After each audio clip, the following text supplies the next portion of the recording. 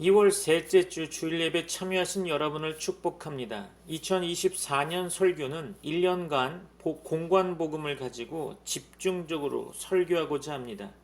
공관 복음을 통해 예수님을 만나는 시간이 되기를 바랍니다. 아울러 여러분에게 성령의 충만함이 있기를 소망합니다. 오늘 본문의 말씀은 마태복음 4장 23절로 25절 말씀입니다. 함께 읽을 본문은 4장 23절로 25절 말씀입니다. 다 같이 합독하겠습니다. 마태복음 4장 23절로 25절입니다. 예수께서 온 갈릴리에 두루 다니사 그들의 회당에서 가르치시며 천국 복음을 전파하시며 백성 중에 모든 병과 모든 약한 것을 고치시니 그의 소문이 온 수리아에 퍼진지라. 사람들이 모든 앓는 자 곧 각종 병에 걸려서 고통당하는 자, 귀신 들린 자, 간질하는 자, 중풍병자들을 데려오니 그들을 고치시더라. 갈릴리와 데가볼리와 예루살렘과 유대와 요단강 건너편에서 수많은 무리가 따르니라. 아멘. 하나님께서 성경을 기록하실 때 당신의 백성들을 많이 등장시키셨습니다. 하나님의 백성들의 특징 중 하나는 그들의 삶이 예배화된 자들이라는 거죠. 즉 그들이 예수님을 만나 예수님을 알게 될 때 거듭나고 변화한 이후의 삶은 예배자의 삶으로 되어서 먹든지 마시든지 오직 하나님의 영광을 위해 삶을 영위했다는 것입니다. 온몸과 마음을 다해 예수 중심적인 삶이 되었다는 것을 뜻하는 거죠. 거듭났다는 말은 곧 과거 인간의 말이나 세상의 말에 집중하고 받아들이던 자신이 주의 말씀을 받아 그 말씀대로 살아가고자 한다는 것으로 연결지어 생각할 수 있을 것입니다. 주의 말씀으로 과거의 나를 버리고 새롭게 채우다 보니 변화하는 것은 당연하겠죠. 그리고 그 말씀에 의지하여 살아가는 삶이 곧 예배자의 삶이요 새롭게 된 삶일 것입니다. 그러므로 예배자의 삶의 근본은 주의 말씀인 거죠. 하지만 주의 말씀이 내 안에 머물고 중심이 되지 않은 자는 주님을 믿지 않는 자일 것입니다. 요한복음 5장 38절로 39절 말씀 보면 그 말씀이 너희 속에 거하지 아니하니 이는 그가 보내신 이를 믿지 아니함이라.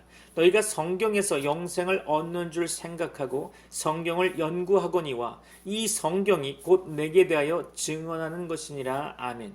하나님께서는 교회에 매이거나 교회에 속한 자를 자기 백성이라 하지 않으시고 오직 말씀이신 예수 그리스도께 매이고 속한 자를 자기 백성이라 하셨습니다.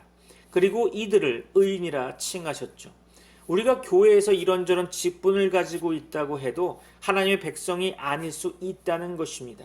우리가 교회나 선교지에서 수많은 사역들을 한다 해도 하나님의 백성이 아닐 수 있다는 것입니다. 오직 예수 그리스도께 연합되어 그가 가신 그 길을 자기 십자가를 지고 따라가는 즉 십자가의 길을 가는 자를 하나님의 백성이라 칭하셨습니다. 목회자나 교회가 혹은 성도들이 성도님이라고 불러서 성도가 된 것이 아니죠. 성도는 말씀으로 거듭나야 하며 주 예수 그리스도와 연합된 자를 가리키는 것입니다. 천국 문 앞에서도 마찬가지겠죠. 이러한 자만이 천국 문을 통과하여 주의 보호자 앞에 나아갈 수가 있는 것입니다. 성도라 한다면 그의 삶이 예배자가 되어야 마땅하겠죠. 여러분의 생각은 어떻습니까? 삶 자체가 예배화 되어 가기를 사모하며 주의 말씀을 가까이 해야 하는 것입니다. 이중적인 삶에서 벗어나 나의 모든 삶 전체로 하나님께 드려지는 예배자가 되기를 기도해야 할 것입니다. 말씀이 아니고서는 우리에게 이 믿음이 주어지지 않을 것입니다. 계시하신 말씀에 의해 계시하신 하나님을 어제보다 오늘 더욱더 믿어질 수가 있는 거죠. 믿어져야만이 예배자의 삶으로 승리해 나갈 수가 있게 된 것입니다. 하나님 여호와가 믿어지는 만큼 우리의 예배는 더욱 풍성해질 것입니다. 오늘 여러분을 축복합니다. 말씀으로 들어가 공관복음은 예수님께서 사역하신 장소를 크게 두 부분으로 구분해서 소개하고 있습니다. 첫 번째는 예수님의 초기 사역으로 주로 갈릴리에서 행하신 사역이고요.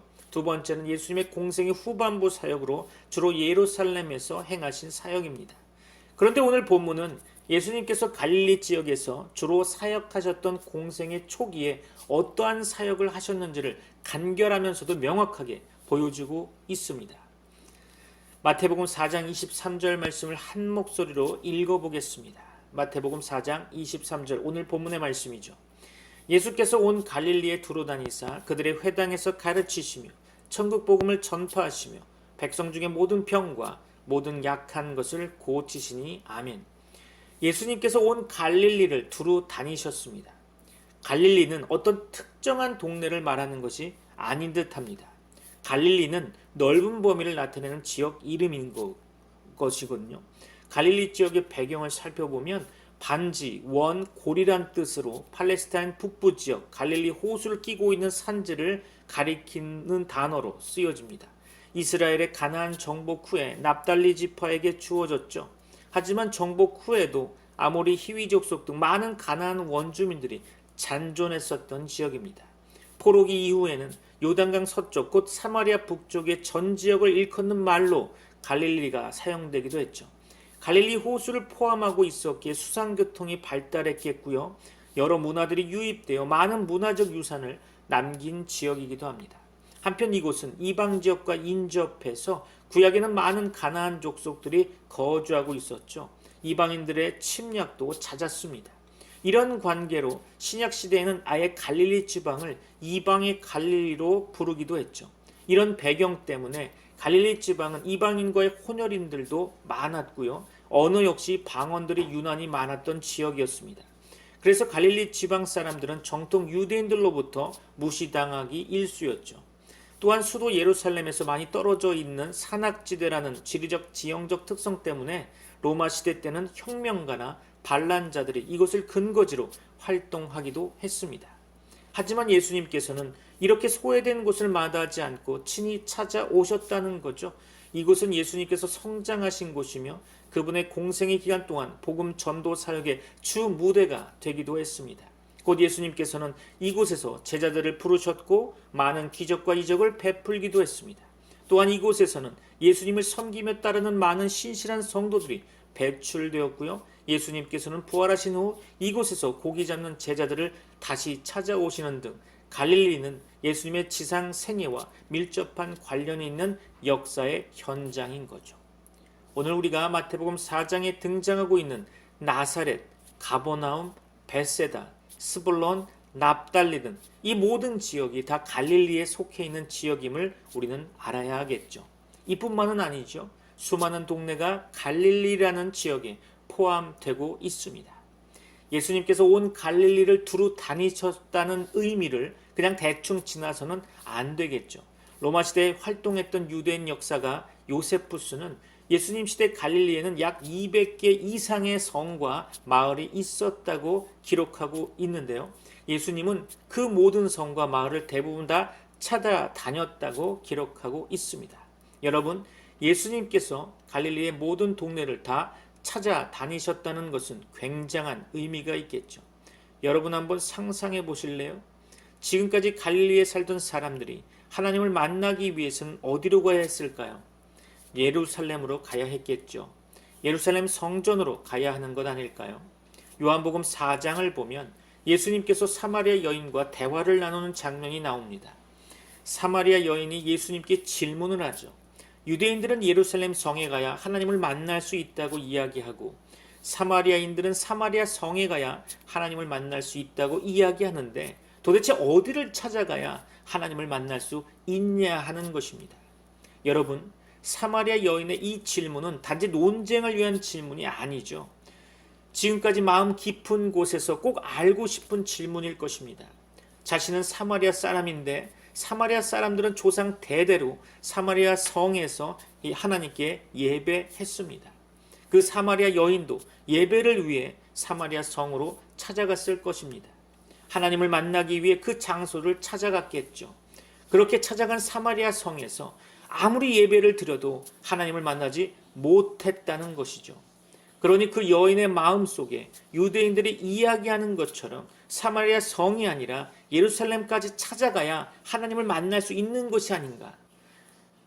이런 정말 깊은 신앙적 고민이 있었을 것입니다. 그런데 보십시오. 사마리아 여인이 하나님을 만날 만한 장소로 두 곳을 제시했죠. 첫째는 사마리아 성이었고요. 두 번째로 예루살렘 성이었습니다. 그러면 갈릴리는요? 없죠. 그 사마리아 여인도 갈릴리는 언급하고 있지 않습니다. 하나님을 만날 만한 장소로는 아예 생각지도 못했던 곳이죠. 그 누구도 갈릴리와 같은 촌구석에서 갈릴리와 같이 저주받은 땅에서 상상도 못하는 거죠. 그런데 예수님께서 사마리아 여인에게 주시는 답이 뭡니까? 이 산 사마리아에서도 말고 예루살렘에서도 말고 뭐라 했죠? 너희가 아버지를 참으로 예배할 때가 올 것인데 아버지께 참으로 예배하는 자는 영과 진리로 예배할지니라. 아멘. 그렇습니다. 사마리아도 아니고 예루살렘도 아니죠. 갈릴리도 상관없겠죠. 우리에게 찾아오시는 예수 그리스도, 그분을 받아들이고 영과 진리로 하나님을 예배하는 바로 그 사람이 참으로 하나님을 만난 사람일 것입니다. 갈릴리에 살던 사람들에게도 하나님은 예루살렘에만 계신 분으로 생각했을 것입니다. 하나님은 멀리 계신 거죠. 늘 멀리 계셨겠죠. 지금 살아가고 있는 이 땅 갈릴리에는 하나님이 안 계신 거라고 아마도 확신하고 있었을 겁니다. 그렇게 생각하고 있던 갈릴리 사람들에게 예수님이 찾아가신 것입니다. 갈릴리에 200개가 넘는 성과 마을이 있더라도 우리 주님은 모든 마을을 다 찾아가셨을 것입니다. 여러분, 갈릴리에 200개 정도의 마을이 아니라 2000개의 마을, 아니 2만 개의 마을이 있었다 해도 예수님은 그들을 다 찾아가지 않으셨을까요? 그렇죠. 갈릴리에 아무리 많은 마을과 성이 있었을지라도 우리 예수님은 그 마을을 다 찾아다니셨을 것이라는 것을 저는 믿습니다. 하늘 보좌를 버리고 이 땅에 오신 예수님께서 못 찾아가실 마을이 어디 있겠습니까? 사랑하는 성도 여러분, 각자의 형편이 어찌하든 매 주일 참여하는 예배 가운데 우리를 찾아오시는 예수 그리스도, 그분을 만나시기를 바랍니다. 예배 가운데 영과 진리로 예배하는 여러분 되시기를 축복합니다. 마태복음 4장 23절은 공생의 초기 예수님께서 온 갈릴리를 다니며 행하셨던 사역을 크게 세 가지로 요약하고 있습니다. 우리 다시 한번 23절 말씀을 한 목소리로 읽어볼까요? 마태복음 4장 23절입니다. 예수께서 온 갈릴리에 두루 다니사 그들의 회당에서 가르치시며 천국 복음을 전파하시며 백성 중의 모든 병과 모든 약한 것을 고치시니. 아멘. 예수님께서 온 갈릴리에 두루 다니시면서 하셨던 세 가지 사역이 소개되고 있죠. 첫째로 회당에서 가르치셨다는 것입니다. 둘째로 천국 복음을 전파하셨죠. 셋째로 모든 병과 모든 약한 것을 고치셨다는 것입니다. 이것이 예수님께서 갈릴리에서 하셨던 일을 크게 세 부분으로 나눈 거죠. 갈릴리에서 살아가던 사람들이 하나님은 예루살렘에만 계시다고 생각하고 있을 바로 그때 하나님은 예수 그리스도를 보내셔서 갈릴리의 각 마을을 직접 찾아가게 하셨습니다. 이제 굳이 예루살렘과 사마리아를 찾아갈 필요가 없어진 거죠. 이것을 우리에게 적용한다면 우리가 굳이 유명하다는 어떤 모임이나 집회를 찾아갈 필요가 없다는 것입니다. 왜 그럴까요? 예수 그리스도께서 보내신 성령님이 직접 우리에게 오시기 때문입니다. 그러면 예수님께서 보내신 성령님이 오셔서 무엇을 하실까요? 성경에 기록된 대로 첫째로 가르치시고 둘째로 선포하시며 셋째로 고치시는 거죠. 바로 이 세 가지 사역, 예수님께서 보여주신 바로 이 세 가지 역사가 오늘 우리 교회 가운데 가득 넘치기를 기대합니다. 갈릴리에서의 예수님 사역을 좀 더 자세히 살펴볼까요? 그 첫 번째 사역이 바로 그들의 회당에서 가르치셨다는 것입니다. 예수님께서 정기적으로 회당을 찾아다니시며 하나님의 나라에 대해 가르치셨을 것입니다. 하나님의 나라로 표현한 천국은 마치 작은 겨자씨 한 알과 같다고 가르치셨죠. 지금은 우리의 눈에 하나님의 나라가 보이지 않을지라도 이미 하나님의 나라가 우리 안에 시작되고 있다는 가르침인 거죠. 예수님은 하나님의 나라를 씨앗을 뿌리는 비유를 통해 가르치기도 하셨습니다. 씨앗을 뿌리는데 어떤 씨앗은 길가에 떨어지고 어떤 씨앗은 돌밭에 떨어지고 어떤 씨앗은 가시덤불이 가득한 곳에 떨어지고 또 어떤 씨앗은 좋은 밭에 떨어졌다는 거죠. 당연히 길가에 떨어진 씨앗도 돌밭에 떨어진 씨앗도 가시덤불에 떨어진 씨앗도 열매를 맺지 못합니다. 다만 좋은 밭에 떨어진 씨앗만 열매를 맺게 되는 거죠. 예수님은 이 비유를 말씀하시고 이 비유에서 씨앗이 떨어진 장소는 바로 사람의 마음을 가리킨다고 해석해 주셨습니다. 우리의 마음이 어떠하냐에 따라서 하나님의 말씀이 열매를 맺을 수도 있고 열매를 맺지 못할 수도 있다는 가르침이 아닌가 생각해 봅니다. 교회 안에는 바로 이러한 가르침이 있어야 합니다. 세상을 사랑하는 방법에 대해서는 우리가 얼마나 많이 듣고 배우려 합니까?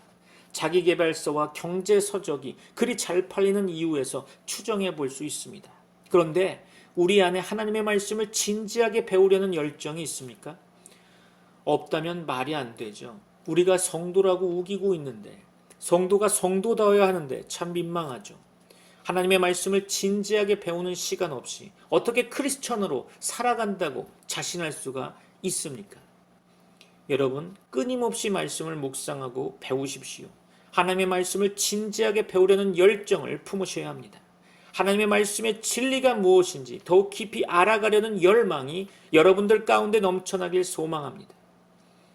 두 번째로 예수님께서는 천국 복음을 전파하셨다고 성경은 말씀합니다. 여기서 전파다라고 번역된 그리스어 단어의 의미는 선포한다는 뜻에 더 가깝습니다. 또한 어떤 영어 성경에는 이 부분의 단어를 설교한다라고도 번역하고 있습니다.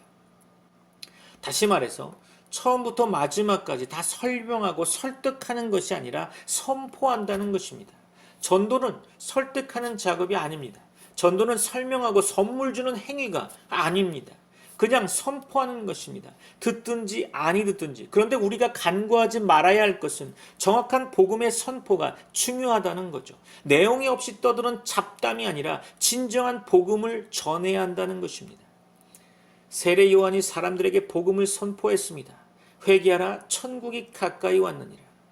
예수님께서도 공생애를 시작하시면서 복음을 선포하셨죠. 회개하라, 천국이 가까이 왔느니라. 설명이 필요 없는 겁니다. 설득이 아니죠. 선포하는 것입니다. 이해되십니까? 자신의 죄를 회개하면 하나님의 나라에 들어갈 수 있다는 것입니다. 저는 우리 교회 가운데 복음의 선포가 끊이지 않기를 바랍니다. 교회가 지속적으로 복음을 선포한다는 것이 너무도 중요한 일입니다.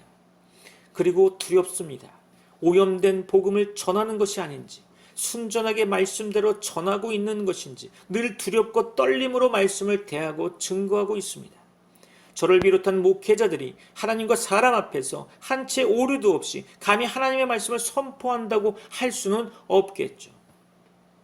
다만 하나님께서 세우셨다는 믿음이 있기에 담대히 하나님의 말씀을 선포하는 것입니다. 여러분, 비록 강단에서 하나님의 말씀을 선포하는 목회자들에게 인간적인 연약함이 발견된다 할지라도 매주 강단에서 선포되는 말씀만큼은 하나님의 말씀으로 들으시기를 바랍니다. 제가 평소에 하는 이야기는 다 사람의 말로 생각하고 무시하셔도 상관없습니다. 그러나 강단에서 하나님의 말씀을 전하는 부분에 있어서는 그것을 하나님의 말씀으로 들으셔야 할 것입니다. 그래야 여러분들의 영혼이 숨을 쉬고 우리 교회가 살아날 수 있는 것입니다. 교회의 부흥은 말씀입니다. 저는 우리 교회가 말씀의 권위가 살아나고 복음이 힘있게 선포되는 교회가 되기를 바라고 있습니다. 그리고 주님이 보내신 곳에서 말씀을 증거할 때도 같은 생각으로 선포하고 있습니다. 오늘 이 설교 말씀을 듣는 모든 여러분들을 축복합니다. 셋째로 예수님께서는 모든 병과 모든 약한 것을 고치셨다고 했습니다. 성경을 자세히 읽어보면 예수님께서 고치셨다고 말씀하는데 예수님께서 고치신 것이 크게 두 가지로 언급되어 있습니다. 발견하셨습니까? 23절을 자세히 보시면 백성 중에 모든 병과, 이것이 첫 번째 내용이죠. 그리고 두 번째로 모든 약한 것을 고치셨다고 되어 있습니다. 그러니 예수님께서 고치신 것은 몸의 질병뿐만이 아니죠. 인간의 모든 연약함도 고치셨다는 것입니다. 몸의 질병, 마음의 연약함, 영혼의 아픔, 이 모든 것을 예수님께서 다 고치시는 것입니다. 바로 다음 절인 24절을 보면 그 사실을 우리는 더욱 분명히 알 수 있을 것입니다. 정확하게 묘사되어 있죠. 우리 다 함께 24절 말씀 볼까요? 그의 소문이 온 수리아에 퍼진지라 사람들이 모든 앓는 자 곧 각종 병에 걸려서 고통당하는 자, 귀신 들린 자, 간질하는 자, 중풍병자들을 데려오니 그들을 고치시더라. 아멘. 예수님께서 고치신 사람들의 종류가 나오고 있죠. 모든 앓는 자, 다시 말해서 몸이 아프고 마음이 아프고 영혼이 아픈 그 모든 사람을 고치셨다는 거죠. 구체적으로 언급된 말씀을 보면 각종 병에 걸려서 고통당하는 자, 다시 말해서 몸에 질병 가진 자들을 고치셨다는 것입니다. 또한 귀신 들린 자, 다시 말해 영혼이 망가져 있는 자를 고치신 것입니다. 하나님을 섬기면서 자유를 누리지 못하고 귀신에게 조종당하고 있었던 그들에게 예수님은 치유의 광선을 비추신 것입니다. 세 번째로 간질하는 자, 다시 말해서 정신이 온전하지 못한 사람을 가리키는 단어인데요. 자신의 몸과 마음을 자신이 스스로 제어할 수가 없는 사람들이죠. 그리고 마지막으로 중풍병자들, 다시 말해서 이것이 자신의 몸인데 자신이 어떻게 할 수 없는 인간의 연약함, 인간의 질병, 이 모든 것을 누가 고치셨다고 했습니까? 바로 예수 그리스도, 그분이 고치셨습니다. 믿습니까? 아멘이시죠. 저는 우리 교회에 예수 그리스도의 치유하시는 역사가 가득하기를 소망합니다. 오늘 본문을 오해해서 예수님께서 질병을 고치셨다고 하니 우리가 병원에 의존하여 의사의 진찰을 받고 의학적인 기술을 통해서 병을 치료해보고자 하는 시도조차 죄악시하면 안 되는 거죠. 현실의 의학적 소견을 부정하자는 말씀이 아닙니다. 예수님께서 백성의 모든 질병과 모든 연약함을 고치셨다는 말씀은 불치의 질병을 이야기하는 거죠.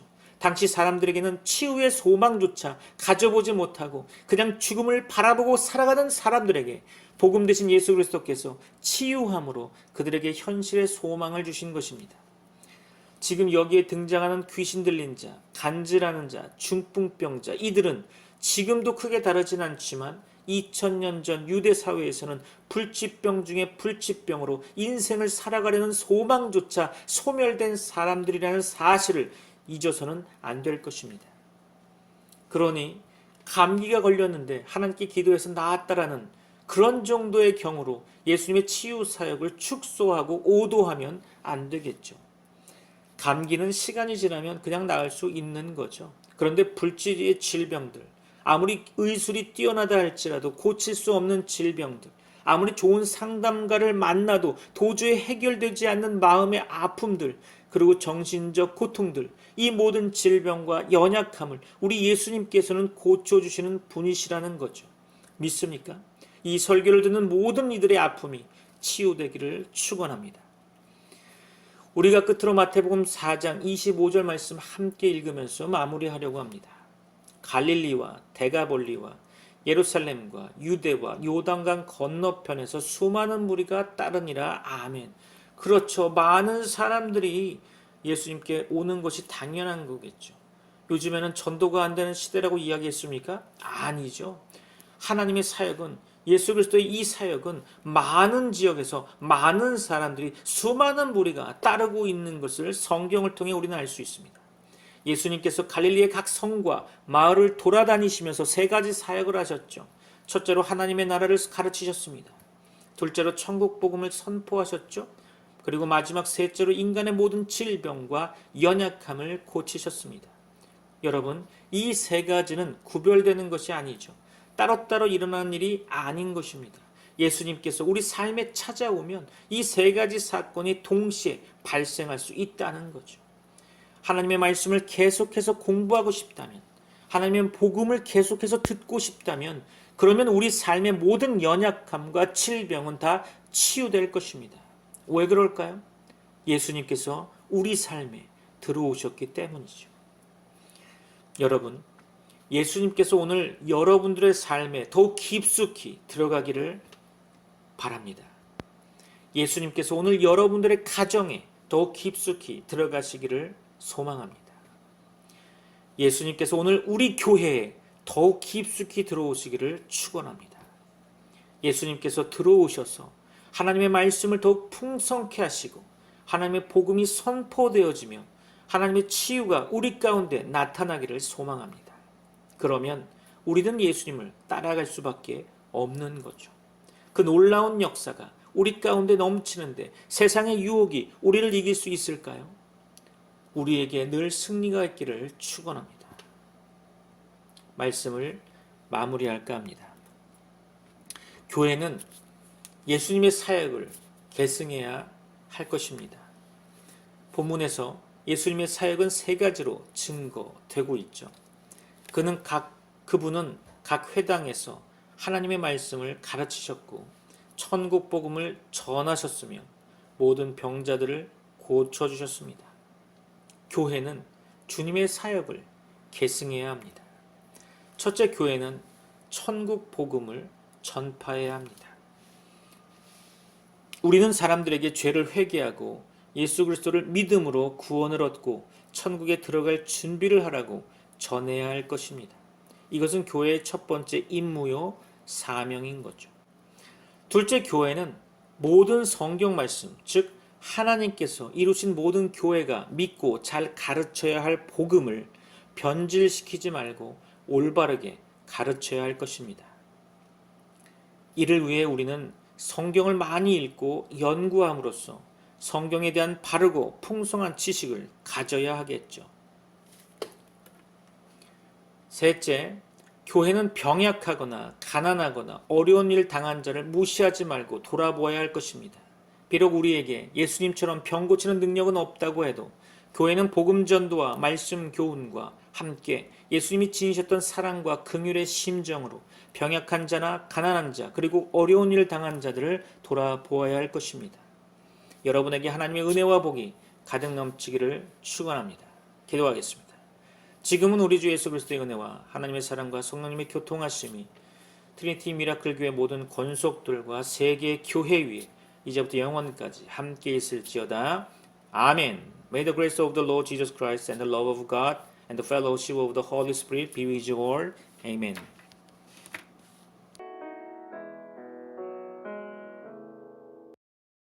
예수 가장 귀한 그 이름 예수 언제나 기도 들으사 오 예수 나의 손 잡으사